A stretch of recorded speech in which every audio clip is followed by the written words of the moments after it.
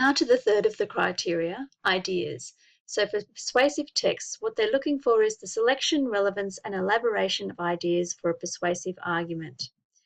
In narrative text, they're looking for the creation, selection, and crafting of ideas for a narrative. So it's pretty general. What does that actually mean? If we go back to the word that I've suggested you remember on this table, what they're really looking for is something quite universal. So for persuasive text, they're looking at ideas that may include benefits to the whole group. So whatever it is that you're putting forward, suggestions about benefits for the whole group, reflections on the wider world, or universal issues. So that means it may be elaborated by a range of issues both for and against the stated position. You could try to refute other positions or opinions, or you could explain cause and effect. But basically, you're looking at, I suppose, established values or attitudes.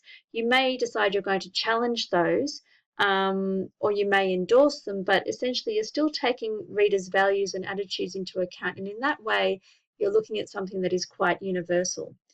Moving on to narrative texts, what we're looking for here is ideas are generated, selected, and crafted to explore a recognizable theme. So they're actually asking you to come up with a theme that is easily recognizable.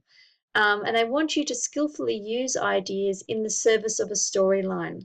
So here are some suggestions of what you might like to include. Psychological subjects, unexpected topics, mature viewpoints, elements of popular culture. You can do something satirical.